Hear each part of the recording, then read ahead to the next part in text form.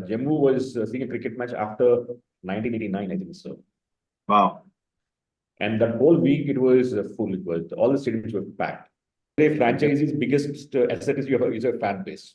Today, The franchise legends you happen to see Ross Taylor or Aaron Finch and also the very versatile players coming from that kind of an experience as such. So how do you see can you see the differences, the younger generation coming in from the different kind of perspective, the change of owning two different franchisees? at some point of time, sponsors also would I believe they come out of that cricket mindset and come and see the value of in other sports also.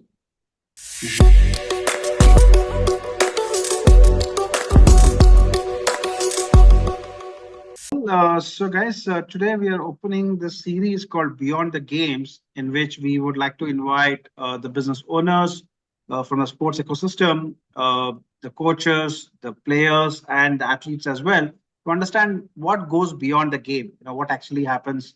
Uh, what happens outside the pitch, and how those strategies and decision making really takes place over there. Today with me we have Mr. Srinath. So Srinath, sir, welcome to the series. What we are doing here. So Mr. Srinath actually he owns the Chennai Quick Guns. They are in the Ultimate Coco League. And also he co-owns Southern Superstars, which is in the Legends Cricket League, which has been played with some of the top celebrities out there. He comes from a very business family, so he has done a lot more work prior in the business, and later on has moved into a sports ecosystem over here. Sir, actually, thanks for joining us over here.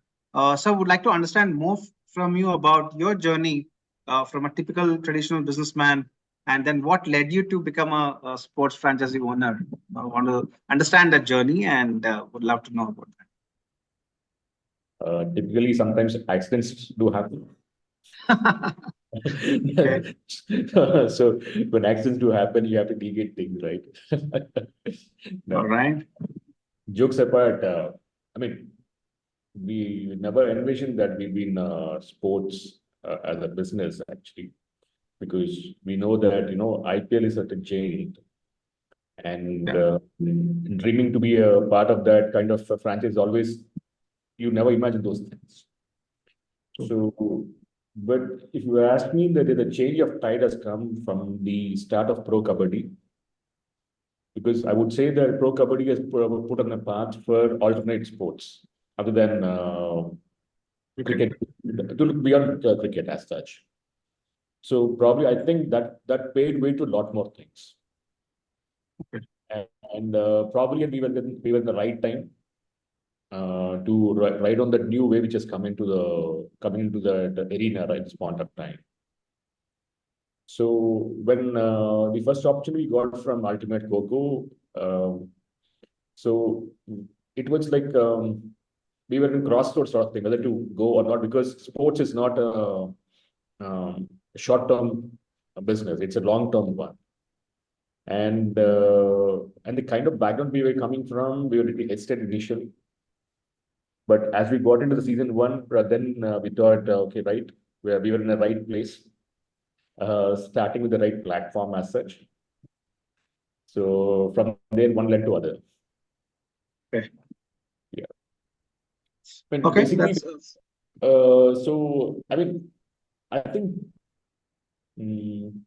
people, I think with someone, I mean, I think we should get introduced that someone should introduce you to that kind of I wouldn't say business. I would okay. say, I don't know how to put it out, but someone introduced you in that way, then you'll get the knack of it, how to do it, how to deal with things as Understood. Now, so just now, I mean, this discussion is about much more in detail in terms of let's say Ultimate Coco. That's the first sports franchise which we picked up, and all to happen.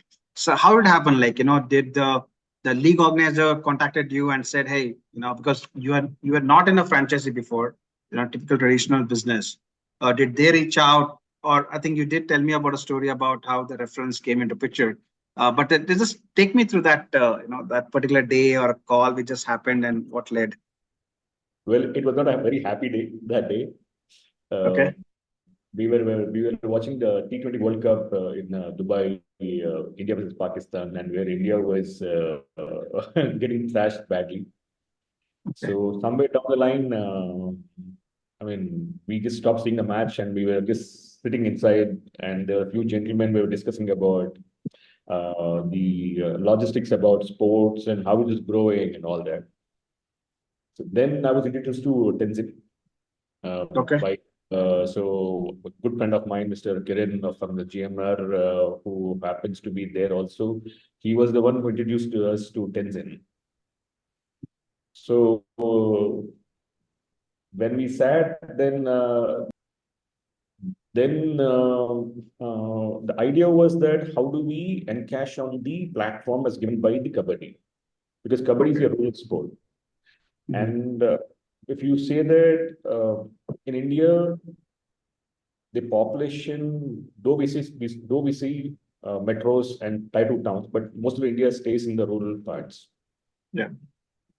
So they are not engaging for them, the sport is about, though cricket is popular, but they need alternate sports where anybody can play. It's where the sport is accessible to everybody. So the topic came up on how do we popularize those sports? So then the Coco discussion was happening around. So we had a good, healthy discussion. So then we left it over there. We didn't go forward about it. Then 3 months down, and Tenzin calls me up and says, "Hey, we discussed about this. What do you say? I mean, why don't you come and we give an offer?" Then it took us a week's time to, to understand the logistics of the business, first of all. Okay, I mean, not that it's not nothing to do with the sport, but to understand the dynamics of the sport. Okay. So then my good friend and my co-owner Sanjay also came in, and then he said, "No, we should do it because it is something different we are doing it." Like as a business people, what we do is that after a point of time, you would like to do something different from your business also. Right. Like because so when it's something like you have to challenge yourself to think beyond what you do every day. Right. So we were going entirely a new arena where we never thought that we would be there. So it took less than a week for us to decide whether we want to do it or not. Then one meeting with Tenzin, then things have fallen in place. So I would say first is thanks to Mr. Kiran who introduced us to the platform. And thanks to my friend Sanjay, who has given me a confidence that no, we can do it. That's okay. But though my friend stays back in US, Right. So he gave me confidence that we can do it. Perfect. That's awesome. Same time, we had a good support from Tenzin also at that point of time, who was guided us through because he knew you're coming from a new background, right? So, so he was the one guiding us from step to step. It was. That's great. I think Chennai Quick Guns, they have Chennai Quick Guns, I think in the second season itself, they're in the finals, I think for the close this thing, they become the runners up. I think it's a great performance on the pitch out there. So coming back to this, let's say typically you pick up any business, so you typically understand what's the pros and cons of it. You go into why am I looking into it? I think I was just going through one of the IPL owners, this interview to talk about, what are the media rights about? Are we getting the best players playing in that particular tournament? So there are so many things which get considered, right? So how do you evaluate a sports franchisee or a sports business? Like, what do you consider, or is it typically you wanted to support a non-cricket or a traditional sport? That's why you got into it, or did you happen to go through different things to evaluate that particular offer? No, we put two different things for evaluation. Of course, financial is the topmost one. So, so we are taking a risk with the financials, right? Because it's not cricket as such. It is. It's a new game altogether. It's not that we have not know this game, but just that Coco is relegated to the backbench at this point of time. Okay. So probably our age group we might connect right now because we could have played back in schools, right? So correct. So how do we bring the sport to the newer generation is the biggest challenge would they pushing that the ground level sports to next levels. Yeah. And by the way, you give a platform to about 30, 40 people on your own. That's a big achievement at the end of the day also. Yeah, everything comes in. That's true.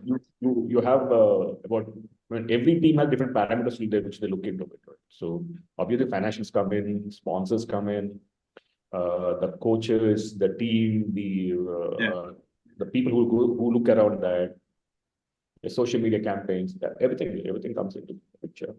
Perfect. So owning a Coco franchisee, and I think within a year's time, you get into cricket, right? Like the legends cricket, with the big names like Chris Gale, Gautam Gambhir, Ross Taylor, all playing in that particular this thing. And so the first idea was to go into a non-sport to promote non-cricket, sorry. And now, getting back to the legends of the cricket. So just take me through how that particular, from Dubai to what exactly really happened to the cricket one. From Dubai, went to US now. From here, oh, brilliant. Okay. We went to US, all the way to US. Nice. Actually, when see, every kid's dream is to catch a bat or bowl a ball. So everybody's done that in the childhood, right? Correct. So though we say that let's do something non-cricketing, but when a door opens for you cricketing and there's no brainer that you don't want to be there. Right. Yeah, definitely. This also happened to again Mr. Kiran of GMR. He was the one who paid the path for us again for that also.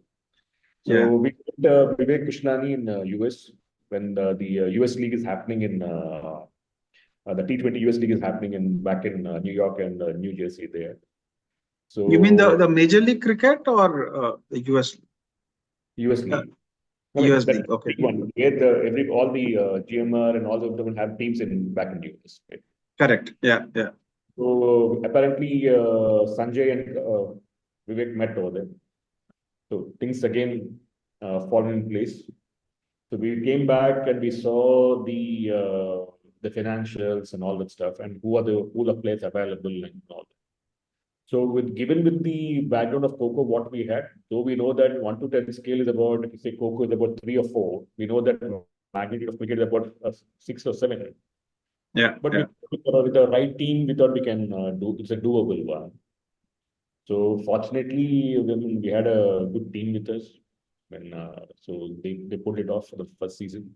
Though I would not say that we had a very good season. Result-wise, I won't say we had a good season, but looking at the way we pulled it off in the first year, we were very glad about it. I mean, though we had initial problems, like when we started up with the people whom we signed couldn't turn up and all those things. Yeah. So, but the biggest takeaway for us was that the Tier 2 towns were enjoying those Legends League matches. Okay, the Tier 2 cities. Non-cricketing areas. Okay. Tier 2 cities, especially non-cricketing zones. For example, Jammu, when we played in Jammu, Jammu was seeing a cricket match after 1989, I think so. Wow. And that whole week it was full. It was all the stadiums were packed. Nice. I mean, they had put extra seats that day for the accommodate to people waiting outside the stadium as such it was. So I mean, like for example, because those kind of when you enter those Tier 2 towns, you're pushing the game you're promoting the game to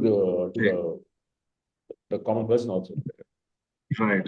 Now I was there at Dehradun. Really enjoyed the game. I think a couple of matches I went through, and even the team they came in, and the place we were also camping for the kabaddi. Even the camps for cricket was also held. So that's when I met Michael Bevan and other coaches out there. Okay. Okay. So tell me, I mean, if I can ask you about, let's say, if any person wants to understand about, let's say, what goes in the finances, like, what could be your typically revenue streams? What could be your typical expenses? Can you just take us through, maybe not the actual numbers, but for anyone to understand, what it takes someone from looking at the revenues and expenses, what do they expect from the league organizer from an owner point of view? See, your revenue sources are pretty limited as such, right now, because your major revenue comes from your sponsors. Yeah. Unlike cricket, you depend more on your sponsors for this kind of sports. Like for example, Coco and this one, you depend upon your sponsors. Okay. So your sponsorships, suppose like in Coco or cricket, we had as many as 14 spots where you can get sponsors for, which are different from right from the cap up until the T-shirt and whatever it is we call it. You have about 14 spots which can sell for sponsors, because that is the biggest chunk of revenue which you should get from. All right. Then you are followed by the media rights. Then you have the ticket. Then you have the revenue. I mean, the tickets is what you have. Tickets. Okay. So these are three are typically one which you will get revenue from. So vis-a-vis expenses are more than the list of things. Yeah. Got it. So it starts from your franchisee fee, because you sign up a franchisee fee for X number, which divided into X number of years, Y number of years. So you pay the franchisee fee, then you have your players fees, then you have management team fees you have. Correct. Then you have your transport, equipment. Yeah. Then you have your boarding, where you place the put up. So these are typical things you have to your expenses goes on. Then you have your medical insurances, what you have to take about. There are a few expenses. Your expenses, what you have to cover with the three revenue sources, what you have to manage with all this. But sir, you also have the central pool of money, what I hear from the business model of PKL or IPL. I think we were just talking about those, the central pool of money, which we know the kind of a model which really happens in PKL or in IPL. So it's a similar kind of also exists in Legends and also the Ultimate Corpus. Yeah. So end of the central pool is nothing but your media rights and as well as your ticket sales, basically. The correct. And and that whole amount has been divided by all number of equally divided all among the franchises, basically. Okay, that's good.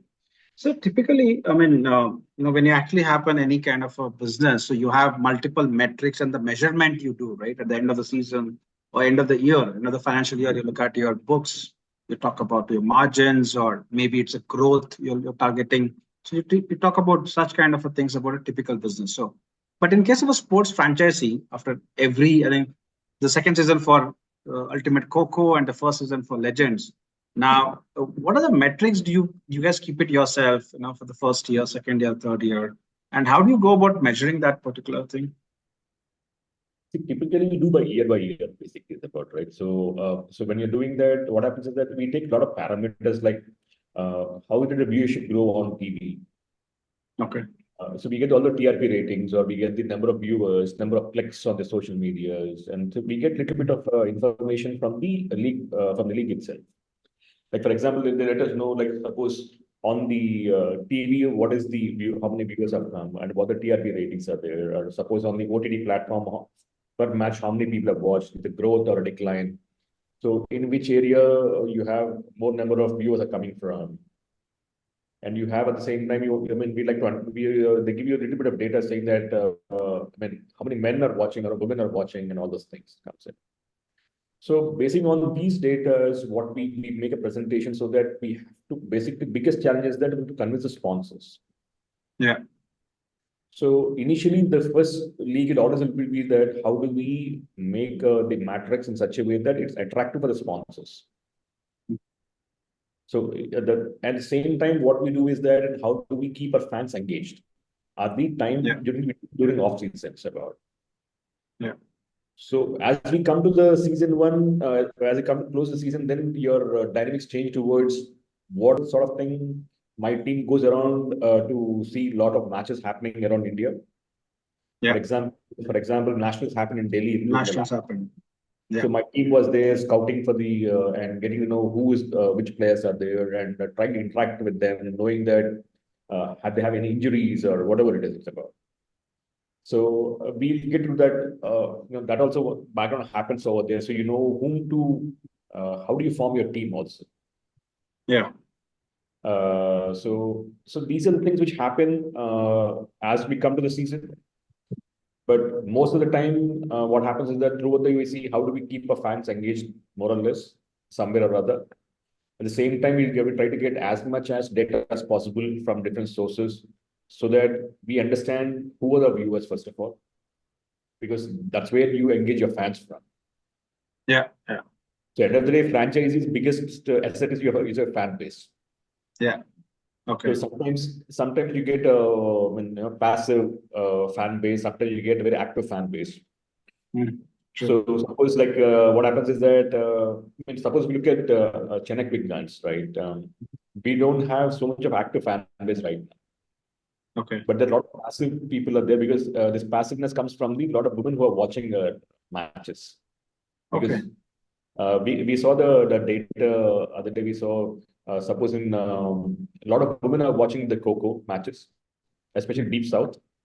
In Okay. when you go to places like in Karaikudi and all these places, Madurai, so, Mhm. the data shows that women are watching. Okay. So, basing on that, we plan to how to do a fan engagements, let them Right. become be more active. So as year pass on, you change your tactics and say that you reach more number of people. Yeah. Yeah. So True. now I think this year my team would be, for example, this year I'm asking my team to target more of activations, fan activations, Okay. Right. because after 2 years, you have something to tell about your fans about. I mean, you have Correct. been ransomed, right? When you go to your fan, you have to tell them what you are, first of all. True. True. So fortunately, touch wood that we were able to do that runners up last year. So basing on that one, I think this year we should do a lot of activations. It is. Perfect. So okay, so like the way you're putting some kind of a say a target or a metric for your social media team to do a fan activation. And so let's take this example. You had this Michael Bevan as a coach, who came in, such a big name. We all saw him in his playing times as well. So now, do you also need to have, like, obviously to discuss on the performance on the pitch, right? So do owners talk about, hey, this is what, is your target going to be like, I need to be a champion or I need to be qualifying? So how does it like, what kind of performance metric would you set for them? Like, unless, how are they going to work upon that? See, every owner, every franchisee owner have their own way of doing things, right? Okay. So me personally, I've never got involved in the team selections or pitches and all that. It was Right. completely left to the coach and the captain, and because things are very dynamic, right? And you Yeah. can't be everywhere, and because end of the day, they're legends. They know better than us. So you Yeah. have to Yeah. trust, right? Because you have to trust them and give them the freedom to do what best they can do. Yes, definitely we would like to, but definitely we had a review after the season was over. I mean, Mhm. what went wrong? I mean, what did we right? So, and how do we correct the course of action in coming seasons and all that stuff. So Okay. my way of doing things are like, give them the entire freedom to do. Trust and let them do what they do is what it's been my way of doing things. So it was that way it was. Okay. Great. No, but like, isn't it like, I'm putting so much of money there on the table. We need that It's a performance. How do we it's question a them?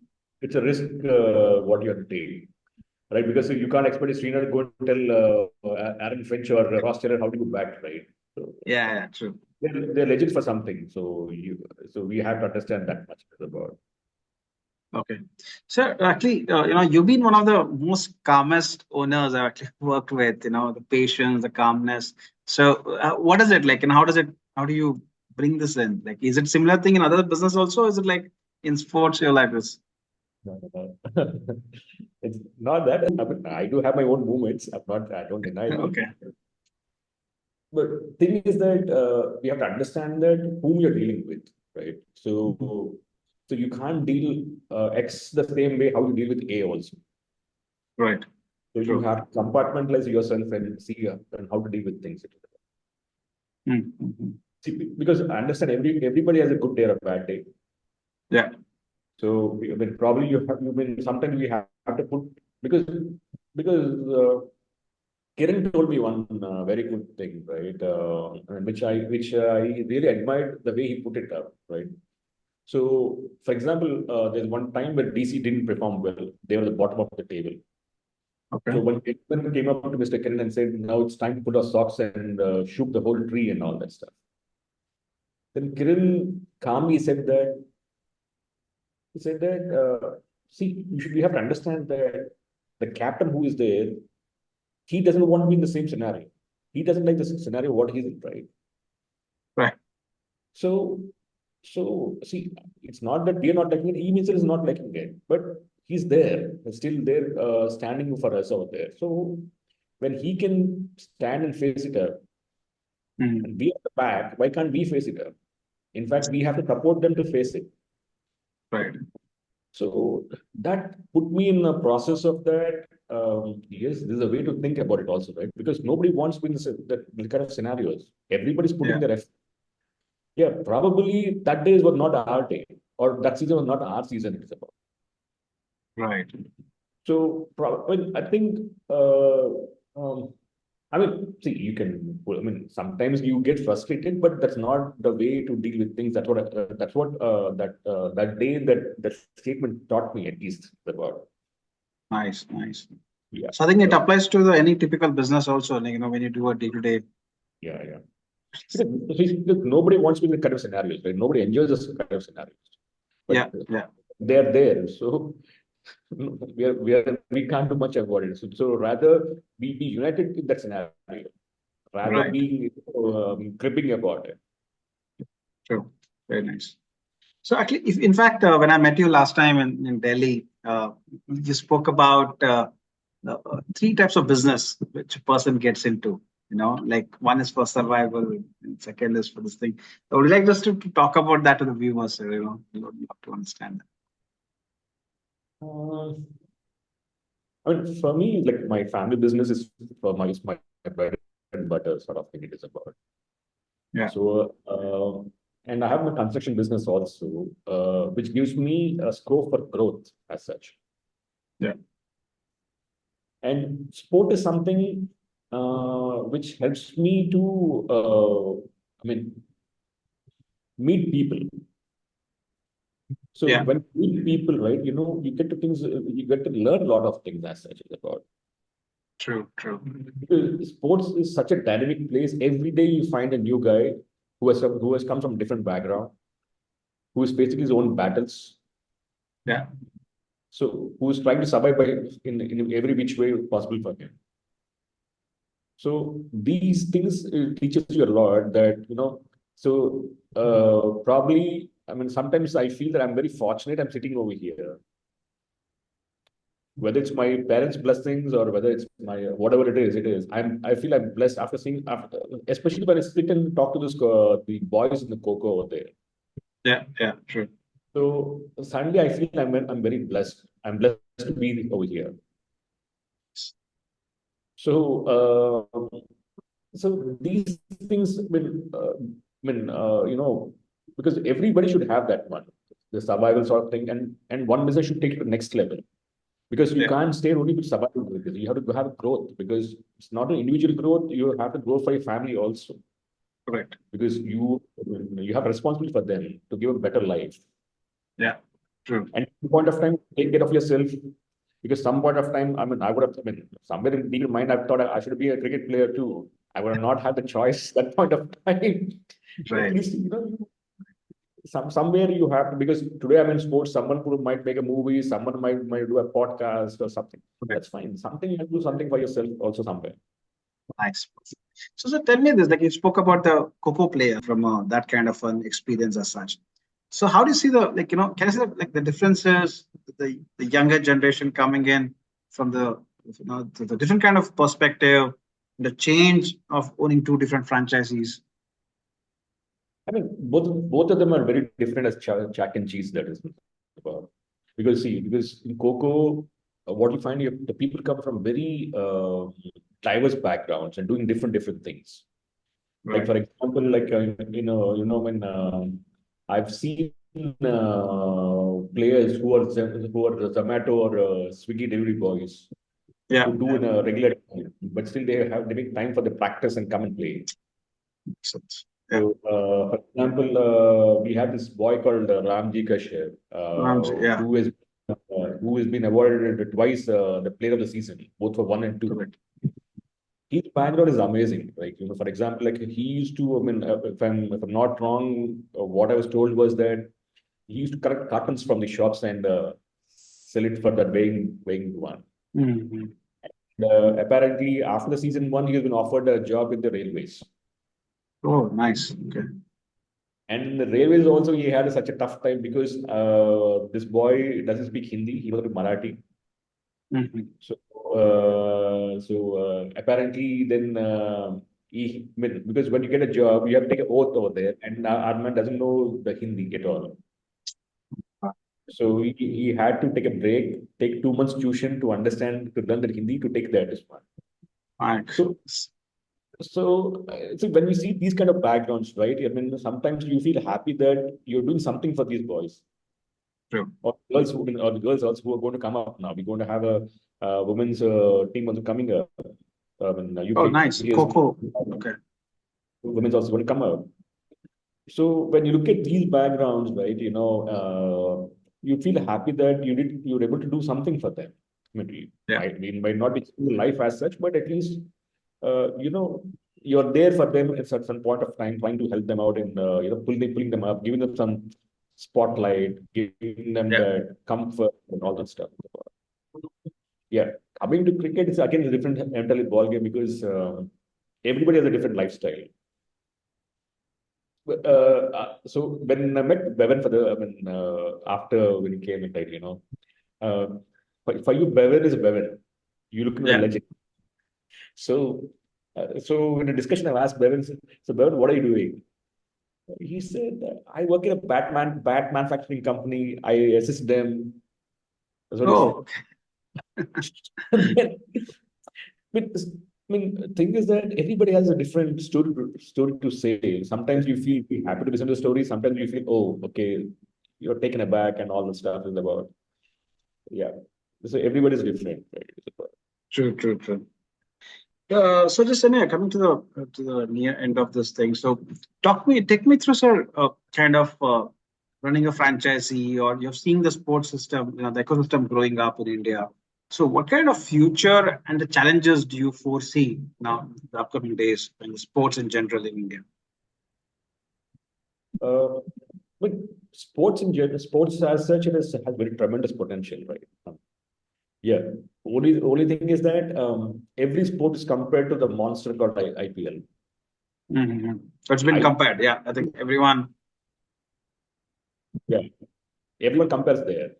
So IPL is a giant. I mean, today, I mean, aspiring to be a giant is something different altogether. Only thing is that I mean, there's a lot of potential, and I'm just hoping at some point of time, sponsors also would I believe they come out of that cricket mindset and come and see the value of in other sports also. Mm-hmm. For example, see the kind of sponsors who want to do an IPL would like to do the sponsor. They might show some interest, but it's not as huge as the IPL. Correct. So somewhere down the line, all the ecosystem also should be done in such a way that the growth should transform, not should be limited to only cricket as such. It should come to other sports. Because some point of time, I mean, these sports are the one which break the fatigue also. Yeah, true. So, and at the same time, we should tell people also that, hey, there is something else to do in life other than cricket also, right? Because not everybody can become cricketer, because in one blend and playing 11 is 11, or even if you take IPL also, how many you have? Correct. But you have chances in other sports also, right? So, but do you think it's still tough to get sponsor for the league like Coco or Ultimate, the legends? No, because it all been streamed. I mean, it's been live on TV. There's so many viewership. It's coming on the prime channels and the prime time. I mean, Sony or even in Star Sports as well. So is it still difficult to get in sponsor to? It's always difficult. See, the way you have your matrix for a sport, Yeah. And every company will have a matrix for their own for their sponsorship also. Correct. Somewhere down the line, the league and the franchise put together, they should put their head together and see what is the matrix they're looking at. So where do we match that first of all? So understanding the scientificness of their outlook is much more important, and that should be collectively done by the franchisees and as well as the league put together. Okay. Because the league is the umbrella, and we are the only we are beneath it. So we have to work in tandem together to understand what is the sponsors are looking at. Because I understood that we can't deliver what IPL delivers. Yeah. But in a smaller booking, what best can be delivered? Yeah. So that's a collective effort which you have to bring in to get sponsors to get the sponsors in. Okay.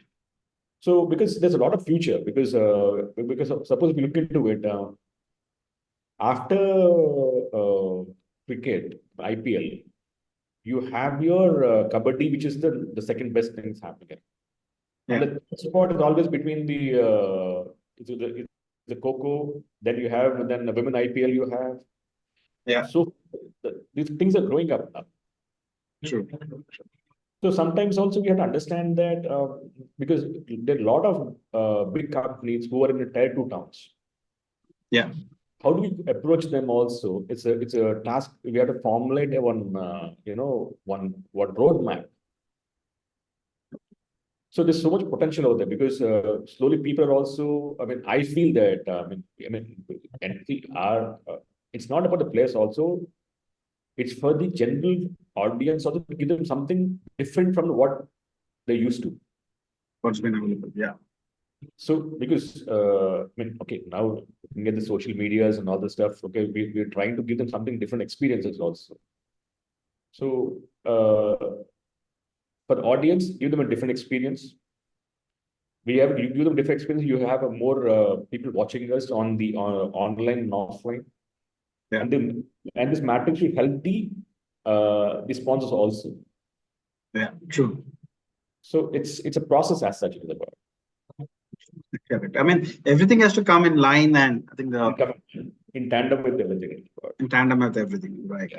So, I mean, now that with the leagues becoming better, and a lot of people who want to take up it as a profession, from a sports management, people want to become analysts or managers or social media, or in order to entire run the show as well. So, what kind of your advice to people who are looking into that kind of sports as an industry, as a domain? So what young aspirants getting into the sports industry, so how should they plan up on the career and the journey, and get into sports as a field in which they want to work with?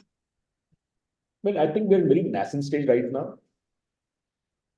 See, what happens that when you have a change like IPL, everybody wants to be there. Yeah.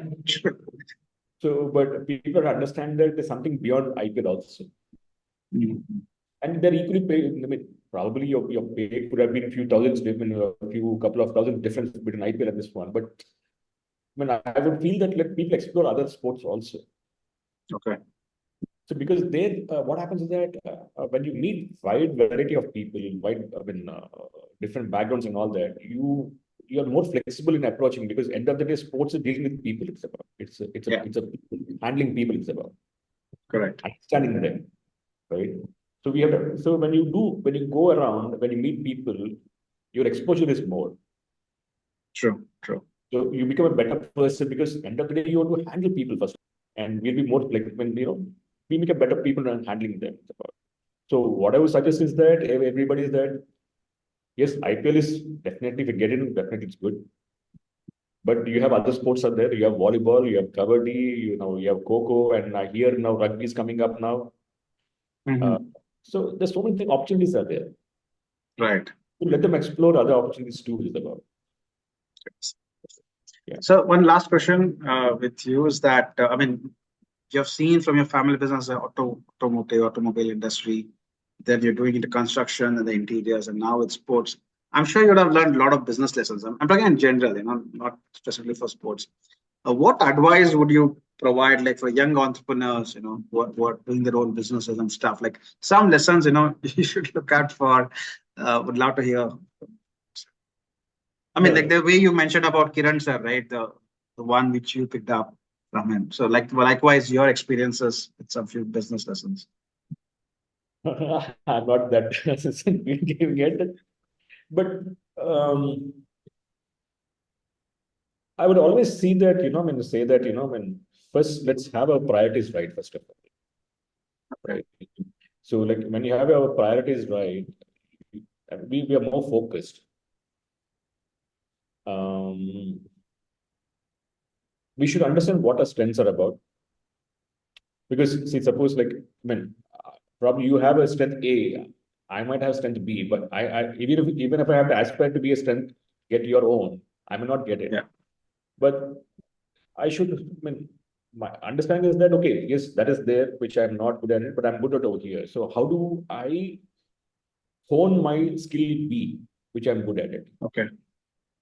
So honing the skill, what you are, what you have, is more important than trying to be like the other person. Other persons. Okay. So, so that gives a self-confidence. The what you master, it gives you confidence. Right. So at the same time, with the confidence when you set it out, you have to understand that. I personally feel that everybody should have work-life balance. Work-life balance. Okay. Yeah, because see, because there's a way of doing things, right? See, I know that today the work-life balance is such a cliche for everybody. Everybody talks about it, and everybody puts a smile on their face when when we say that word. But I think it is possible. Mhm. But it is possible based on what priorities you have in life. Okay. So definitely, aspirants definitely I would say, keep your eyes open, see what changes of what's happening in your own respective industries. Sometimes you come across certain things, you might not adapt to it right now today, but when you come on your face tomorrow, Yeah. prepared. So be prepared for the changes, be open to network, be open to listen to people, Okay. and try to balance life the way it is. Because end of the day, health is more important, right? Because we have our own responsibilities and all that stuff. Yeah. Sure. Yeah. Fine, Because, sir. I think. Yeah. yeah, Please go ahead. Go ahead. that's it. Okay. I'm not good at all this. No, it's good. No, I mean, when I interact with people and understand the things they're doing, business is something really inspires me in terms of the way things have been done, how things grow, how things get expanded. But I really, the way I always learned from you from the time I met you for the cocoa auction, the way the calmness and this thing, and that led to working with you with your team as well. So anyway, thanks for your time, sir, joining for this particular series, what we are trying to do. And but always enjoyed working with you in terms of, and look forward to do a lot more projects with you around that.